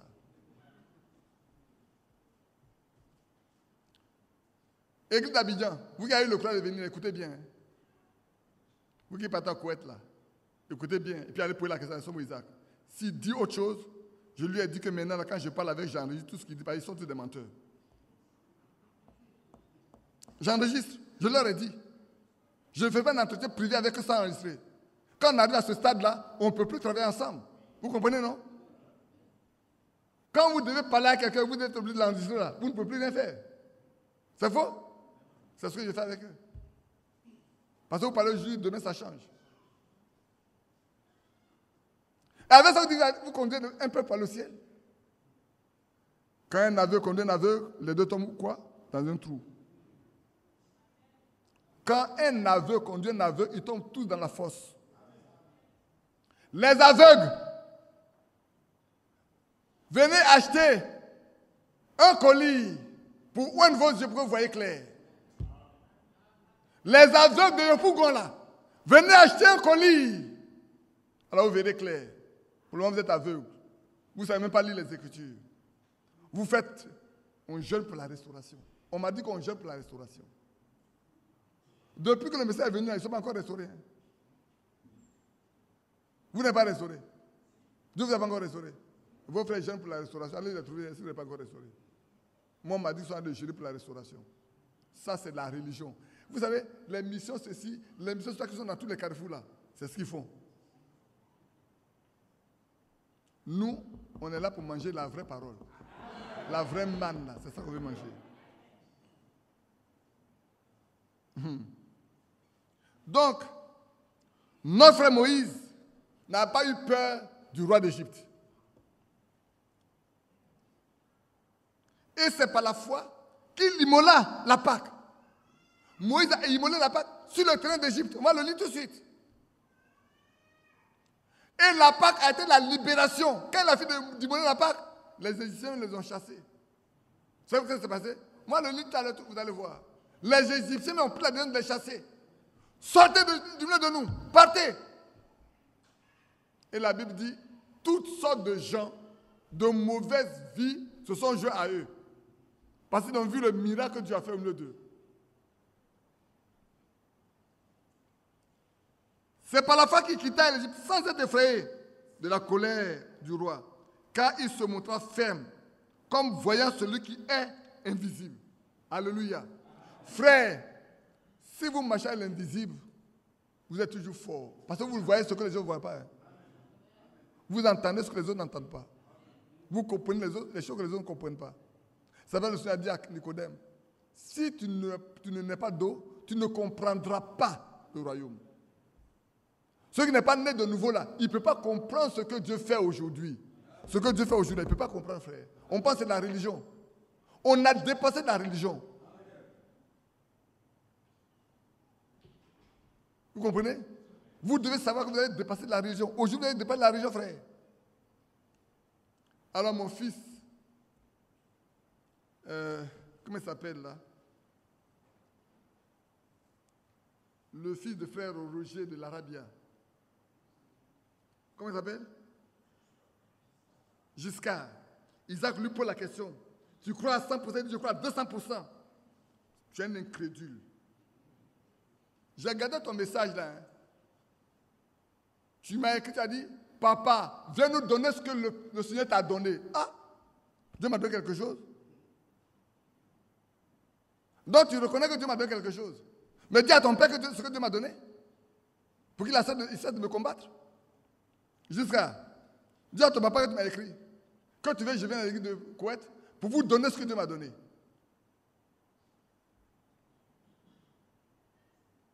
Vous êtes surpris. Il y en a qui m'écrivent. Ils oublient qu'ils m'écrivent. Il m'a écrit, papa, viens nous donner ce que Dieu t'a donné. Il est sûr que Dieu m'a donné quelque chose. Pourquoi je viens le donner? Ah. Mais tu sais où j'habite? Viens prendre avec moi ce que Dieu m'a donné. Moi, je ne venais pas à cause de toi, mais viens toi prendre ce que Dieu m'a donné. Si tu sais que Dieu m'a donné quelque chose, viens prendre ça. Vous ne comprenez pas? Ça vous surprend, non? Moi, je sais que tu as quelque chose, j'en ai besoin. Où je vais aller? Je vais te demander de venir me donner. Mais ça, je n'ai pas de respect pour toi. Si moi-même, je me dépasse pour venir vers toi là, ça, je n'ai pas de respect pour moi-même. Mais si tu reconnais que Dieu m'a donné quelque chose, viens le prendre là où il est. Jusqu'à, tu m'as écrit. Si tu reconnais que Dieu m'a donné quelque chose, viens le prendre. Il ne faut pas te cacher pour manger ce que je donne. Tu te caches pour écouter. Parce que sinon, comment tu vas su que Dieu m'a donné quelque chose? Ça va te cacher pour écouter. Comme tu te caches pour écouter, ça fait bien à ton âme.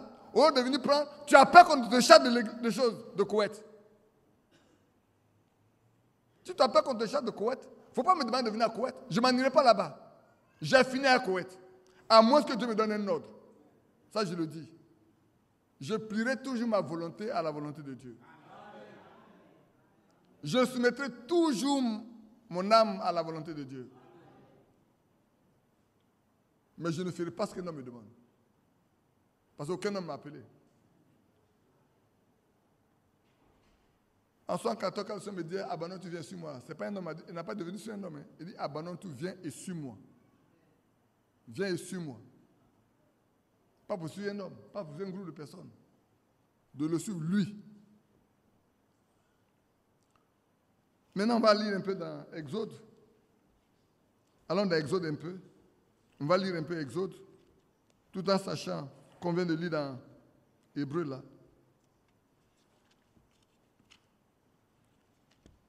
Les gens diront que la convention de cette fois-ci là, c'est une convention pour régler quelques petits soucis, quoi.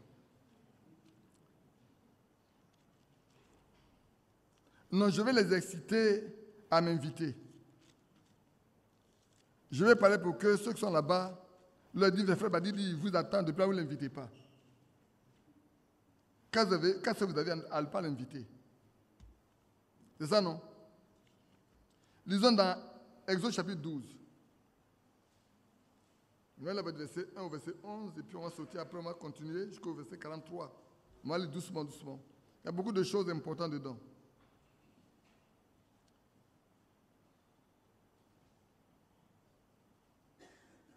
Hébreu, non, c'est Exode chapitre 12. Exode chapitre 12.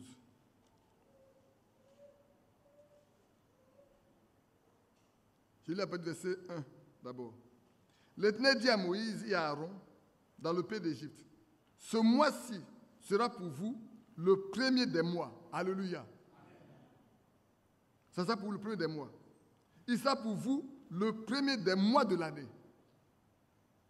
Parlez à toute l'assemblée d'Israël et dites, le 10e jour de ce mois, on prendra un agneau pour chaque famille, un agneau pour chaque maison.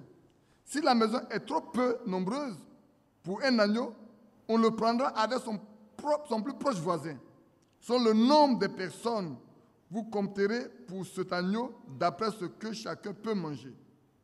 Ce sera un agneau sans défaut, mâle, âgé d'1 an. Vous pouvez prendre un agneau ou un chevreuil. Vous le garderez jusqu'au 14e jour de ce mois. Et toute l'assemblée d'Israël l'immolera entre les 2 soirs. Amen. On prendra de son sang, on en mettra sur les 2 poteaux et sur les linteaux de la porte des maisons, où on le mangera. Cette même nuit, on en mangera la chair rôtie au feu. On la mangera avec des pains sans levain et des herbes amères. Vous ne le mangerez point à demi-cuit ou bouilli dans l'eau, mais il sera rôti au feu, avec la tête, les jambes et l'intérieur. Vous n'en laisserez rien jusqu'au matin. Et s'il restait quelque chose le matin, vous le brûlerez au feu. Quand vous le mangerez, vous aurez vos reins sains, vos souliers aux pieds, vos bâtons à la main, et vous la mangez à la hâte. C'est la Pâque de l'Éternel. Amen. Voilà où le Seigneur a établi la Pâque pour le peuple d'Israël. Ils ont tout fait pour leur salut. Et il a demandé qu'ils mettent le sang de cet agneau-là sur les poteaux et sur le linteau de la porte. Et vous allez voir tout de suite. Cette nuit-là, je passerai dans le pays d'Égypte. Je frapperai tous les premiers-nés du pays d'Égypte, depuis les hommes jusqu'aux animaux. Frère, vous voyez ce que ça coûte de faire ce qui est mal aux yeux de Dieu? Même les animaux payent. Même la nature paye. À Ninive, quand Dieu a donné à Jonas de parler, quand le roi a entendu ce que Jonas dit, il dit qu'on décrète des jours de jeûne. Même les enfants au lait, même les animaux, personne ne devait goûter quoi que ce soit. À cause de leur péché, à cause de ce que Dieu a arrêté de faire. Pour toucher le cœur de Dieu pour qu'il soit sauvé, le roi lui-même est descendu. Il a levé son manteau. Il a pris le sac. Il a assis dans la cendre. Et il a ordonné que tout le monde fasse comme lui. Lui, le roi. Il s'est humilié. Frère, quand on s'humilie devant Dieu, Dieu sauve. Pourquoi est-ce que nous mourons? Parce que nous sommes orgueilleux. L'humilité précède la gloire, l'orgueil précède la chute. Chez nous, on dit, si tu veux que ce que tu as déféqué là, on puisse le ramasser, il ne faut pas monter sur un arbre pour le faire. Joseph, c'est faux? Si tu as monté sur l'arbre là, et puis tu as fait, c'est sur beaucoup de feuilles. Pour aller ramasser là, pour aller couper les feuilles là, tous ceux qui vont couper vont être salis. On va leur demander, d'où venez-vous? Ah, c'est lui qui a fait la journée, on est parti, on est tout sale. Mets-toi quelque part en bas, creuse un trou, personne ne verra cela. Mais quand on monte trop haut, quand ça vient après là, c'est trop compliqué, hein, frère. Et c'est ce qu'on a ici en Côte d'Ivoire aujourd'hui. C'est ça que personne ne peut se lever. Parce que tout le monde est monté très haut. Maintenant qu'on se rend compte que pour régler ça là, ça va salir tout le monde, on ne veut pas. Ah, voilà un groupe qui arrive. Alors, vous n'avez pas mangé le début de la chose là. Le matin, on a mangé bien. Encore, on a mangé bien un peu. Donc, allons-y, frère. Cette nuit-là, je passerai dans le pays d'Égypte. Je frapperai tous les premiers-nés du pays de l'Égypte, depuis les hommes jusqu'aux animaux. Et j'exercerai des jugements contre tous les dieux de l'Égypte. Je suis l'Éternel. Le sang vous servira de signe sur les maisons où vous serez. Je ferai le sang et je passerai par-dessus. Et il n'y aura point de plaie qui vous détruise quand je frapperai le pays d'Égypte. Frère, voilà le sang. Aujourd'hui, ce qui nous protège, c'est le sang. Restons toujours sous le sang de Jésus. Je vais vous donner un exemple simple, une chose qu'on a vécue. J'ai vu le frère Bébo Lazare, il est décédé aujourd'hui. On avait une jeune dame malienne qui était d'origine musulmane. Quelqu'un m'a parlé d'elle. C'était la sœur Camilla d'ailleurs qui m'a parlé d'elle. Elle avait beaucoup de problèmes. On était chez elle, on a prié, on a parlé avec elle, on a prié pour elle. On a dit que le sang du Seigneur en toute sa maison et qu'aucun autre esprit ne puisse rentrer là. Ça n'a pas été tellement simple. Le lendemain, son marabout a désiré venir la voir. Il est passé par les escaliers. Quand il est arrivé à la dernière marche, pour prendre la plateforme pour marcher par lui, il a été bloqué net. Il ne peut pas franchir. Il ne peut pas passer. Parce qu'on a dit que le sang de Jésus, en toute la maison, est protège cette femme. Le marabout est bloqué là, net. Il est descendu, il est passé par la rue, dans la rue, et puis il a appelé la femme par le balcon. Qu'elle s'est dit, je ne peux plus venir chez toi parce que tu as mis une barrière. Vous comprenez? Est-ce que vous comprenez? Tu as mis une barrière, je ne peux plus venir chez toi. Maintenant, tu devrais être protégé, je ne viendrai plus chez toi. Le sang du Seigneur protégeait cette femme-là. Quoiqu'elle ne soit pas croyante encore. Frère, ici, c'est pour ça que nous devons rester toujours avec le sang de Jésus. Le sang a été versé pour nous. Ce jour-là, notre Pâque a été immolé pour nous protéger comme cela s'est passé en Égypte. Mais les autres qui ne sont pas sous le sang seront toujours frappés. Ceux qui vont rester sous le sang seront toujours protégés. L'ennemi ne peut pas les toucher. L'ennemi ne peut pas toucher quelqu'un qui est sous le sang de Jésus. Ce n'est pas possible, frère.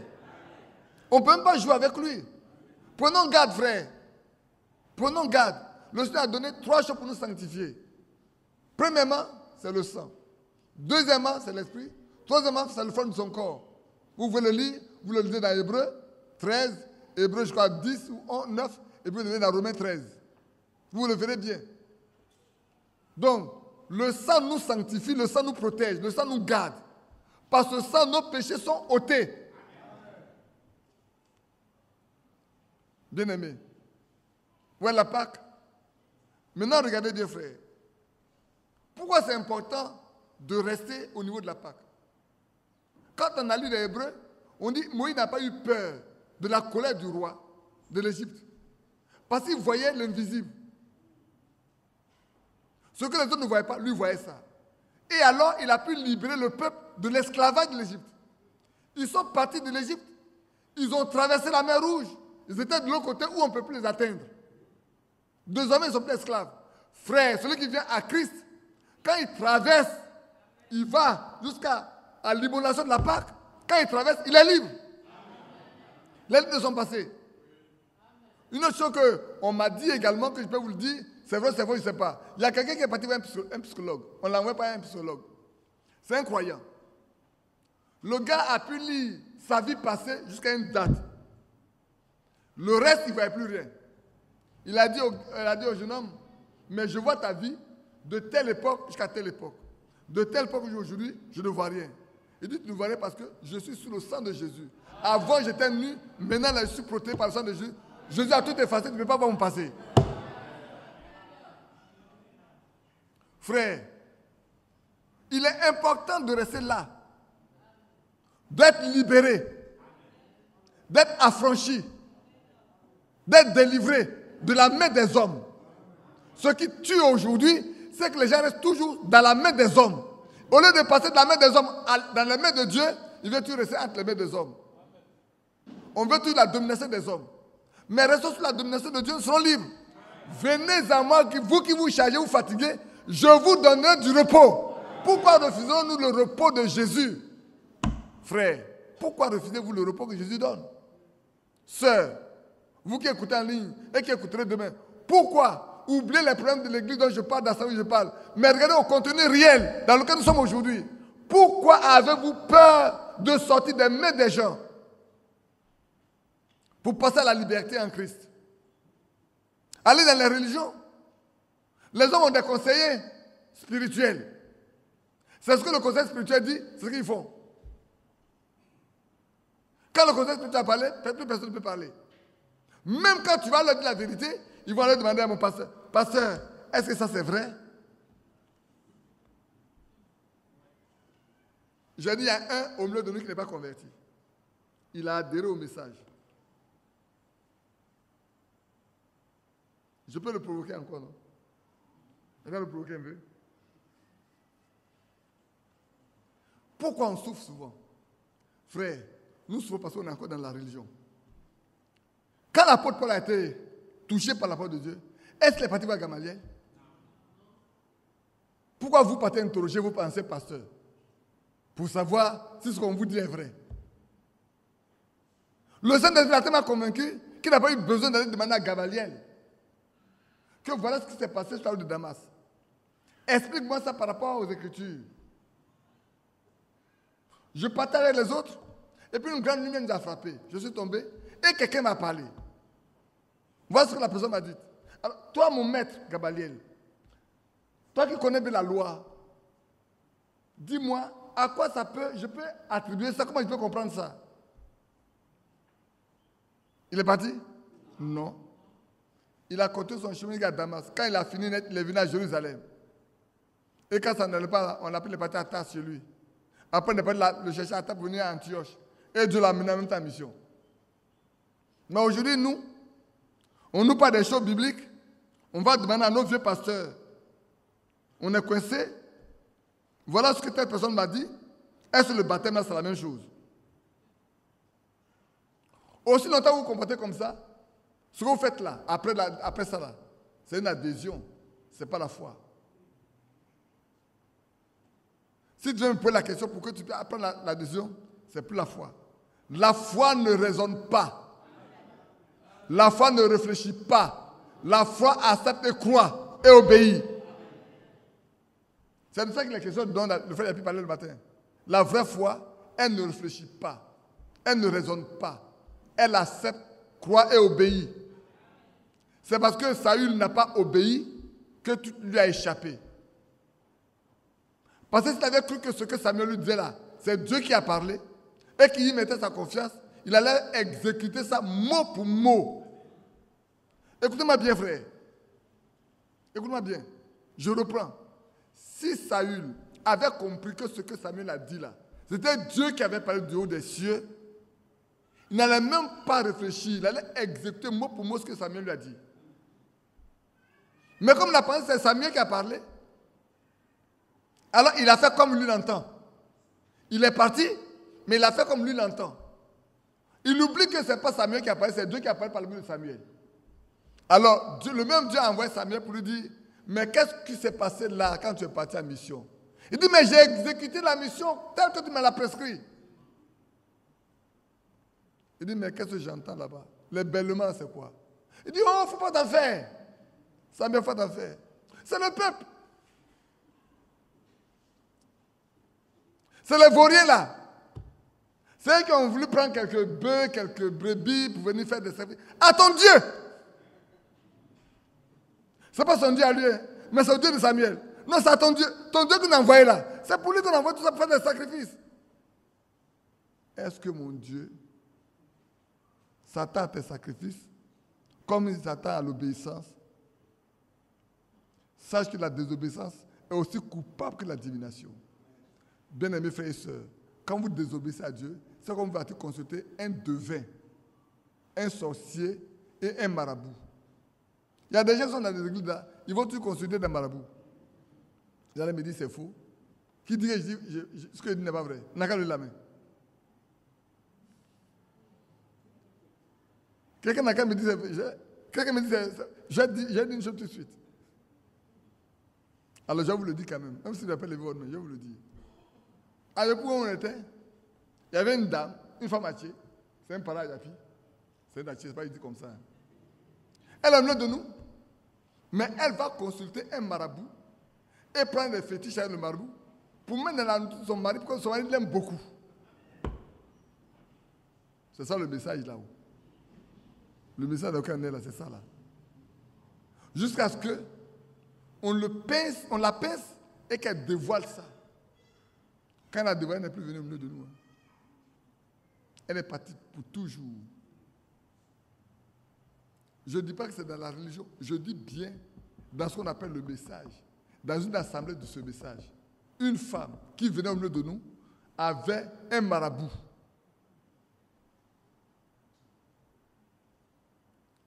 Tous ne sont pas convertis. J'aime bien prononcer souvent, tous ne sont pas convertis. Hein. C'est pour ça qu'on ne vous mêlez pas avec la masse, frère. Ce n'est pas le temps de se mettre avec la masse. C'est le temps de savoir qui je suis, où je vais, avec qui je marche. Il y en a qui ont peur. Mais si vous avez peur, ce n'est pas bien grave. Vous mourrez quand même. Si Moïse avait eu peur, il serait resté en Égypte. Et là-bas, allait les attendre là-bas. Mais comme il a vu l'invisible, il a pris une décision ferme de faire partie du peuple. Frère, sortez du milieu d'eux. Sortez.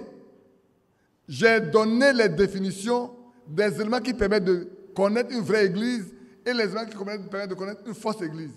Si vous ne savez pas là, allez sur ma plateforme, mettez-vous sur Telegram, allez sur la plateforme, vous saurez ça. Les scènes d'identification précises de la vraie église, vous le saurez. Et puis la fausse église, vous saurez ça. Quand vous êtes dans une église, que vous voyez tout ce qui est faux, sortez. N'ayez pas peur de sortir. Prenez ceux qui vous ont cher, sortez de nos deux. Mais si on vous dit vous divisez l'église, acceptez de diviser l'église. Ne restez pas là-bas. Hein. Vous serez coupable. Vous répondez du sang des personnes qui sont avec vous. Parce que vous connaissez la vérité et vous ne voulez pas prendre position pour la vérité. Prenez position pour la vérité. Comme Yapi il ne veut pas le dire. Quand on voit des gens qui sont autour de Frère Franck, qui se permettent de donner une importance au point où ils appellent pour dire pourquoi vous prêchez quand Frère Franck prêche. Ça, c'est une inquisition. C'est de l'inquisition. Moi, on ne m'appelle jamais pour me poser la question. Les gens ont appelé une fois. On ne t'a pas encore appelé. Si on t'appelle, il faut demander à appeler Frère Badi aussi. J'ai dit, frère, c'est le ministère que Dieu t'a donné. C'est écrit dans la Bible que tu dois faire ça. Frère Franck, je connais son ministère. Mais toi, quel est ton ministère? Souvenez-vous, il y a un qui partait chasser les démons au nom de Paul, au nom de que Paul prêche. Quand le démon s'est réveillé, il a dit, je connais Paul, je connais qui est, mais toi qui es-tu? Je connais le ministère de Frère Franck, mais toi je ne connais pas ton ministère. Je ne te connais même pas. C'est toi qui m'as appelé? C'est toi qui m'as établi? Je dépends de toi. Mais ils ont raison aussi. Si au lieu de payer vous-même vos appareils, pour écouter Frère Franck, vous partez demander des appareils, mais on vous demandera de suivre Frère Franck en direct tous les jours. C'est faux? Au lieu d'acheter vos appareils là, vous mettez votre argent dans votre poche, vous êtes à VAR. Au lieu d'acheter vos appareils pour suivre Frère Franck, vous attendez que Frère Franck vous envoie les appareils. Mais c'est normal qu'on vous appelle pour dire, pourquoi vous suivez Frère Franck en direct?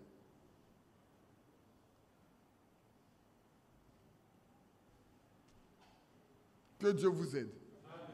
Que Dieu vous aide. Hein? Je ne dis pas que Dieu nous aide, que Dieu vous aide. Je poursuis. On compte de lire. Lisons un peu encore. On peut aller? Vous êtes d'accord avec moi? Lisons le verset 17. Vous observez la fête des pains sans levain. Frère, vous voyez, non? Déjà ici à la Pâque. Maintenant, faisons un lien un peu. L'apôtre, ici, on nous dit que Moïse a immolé la Pâque. Et ils ont mangé des pains sans levain. Ce pain, comme il est composé, on ne nous a jamais rien dit. On nous a seulement dit un pain sans levain. C'est faux? Ils n'ont rien donné. Hein. Frère, le commencement de la Pâque, le pain sans levain là, voilà l'origine. Le pain sans levain là, voilà où on a écrit vraiment le pain sans levain. Ce n'est pas un gâteau. Hein. On va continuer. Verset 17. Vous observez la Pâque des pains sans levain. Car c'est en ce jour même que j'aurai fait sortir vos armées du pays d'Égypte. Vous observerez ce jour comme une loi perpétuelle pour vos descendants. C'est ce que les Juifs ont observé jusqu'à ce que le Seigneur Jésus vienne sur la terre. Et cette semaine-là, toute la semaine durant, il ne doit pas avoir de levure dans les maisons. Tous les pains doivent être sans levain. Et il doit l'observer jusqu'au jour de la Pâque. Le premier mois, le 14e jour du mois, au soir, vous mangez des pains sans levain jusqu'au soir du 21e jour. Pendant 7 jours, il ne se trouvera point de levain dans vos maisons. Car toute personne qui mangera du pain levé sera retranchée de l'assemblée d'Israël, que ce soit un étranger ou un indigène. Vous ne mangerez point de pain levé. Dans toutes vos demeures, vous mangerez des pains sans levain. Alléluia. Moïse appela tous les anciens d'Israël et leur dit, allez prendre du bétail pour vos familles et immoler la Pâque. Christ mourant, notre Pâque a été immolée. Depuis ce jour, nous sommes plus esclaves. Quand la Pâque a été immolée, cette nuit-là même, qu'est-ce qui s'est passé? Tous les premiers-nés d'Égypte ont été frappés. Et le lendemain, c'était la libération d'Israël. Frère, sachez le jour où le Seigneur est ressuscité, il a été frappé le vendredi, le samedi, le dimanche, quand il est ressuscité, on viendra tout à l'heure dessus. Hein. Peut-être, il est déjà tard. On en parlera demain matin. Quand il est revenu là, c'était une libération totale pour tous ceux qui étaient en esclavage. Oui. Demain, on lira ça. On montre, frère, quel est le lien qui existe entre ce sacrifice sanglant pour nous et notre délivrance complète et totale. Notre libération totale. C'est ce jour-là qu'on est passé de la mort à la vie. On n'est plus mort. Parce que celui qui devait nous sauver est venu prendre notre place. Et il est mort à notre place. Et quand il est revenu à la vie, il est revenu avec tout ce qui était dans la servitude. Les saints de l'Ancien Testament qui étaient dans la servitude à Tana sont ressuscités aussi. Et nous sommes passés de la mort à la vie. Quand l'Éternel passera, verset 23, pour frapper l'Égypte, on verra le sang sur le linteau et sur les poteaux. L'Éternel passera par-dessus la porte. Et il ne permettra pas aux destructeurs d'entrer dans vos maisons pour frapper. Amen. Soyons protégés par le sang de Jésus. Je vais poursuivre un peu. Je vais lire encore à partir du verset 37. Les enfants d'Israël partirent de Ramsès pour Sukkot au nombre d'environ 600 000 hommes de pied sans les enfants. Et 600 000. Une multitude de gens de toute espèce montèrent avec eux. Ils avaient aussi des troupeaux considérables de brebis et de bœufs. Ils firent des gâteaux. Maintenant, regardez ici. Pour partir là. Ils firent des gâteaux cuits sans levain. Pour faire un gâteau, on a besoin de quoi? Les femmes, quand on fait des gâteaux, mettez quoi dedans? Vous mettez de l'huile, non? Chaque fois que vous mettez de l'huile dans la farine, mélangez à l'eau, c'est des gâteaux faits. Quand vous prenez du beurre, vous mettez dedans, c'est des gâteaux faits. Pour ne pas faire des gâteaux, vous ne mettez pas que ce qui est... On appelle ça lipide, non? On ne met pas du lipide dedans. Chaque fois que vous mettez du lipide dedans, vous mélangez du lipide, vous faites des gâteaux. Soit vous faites des guédégbas.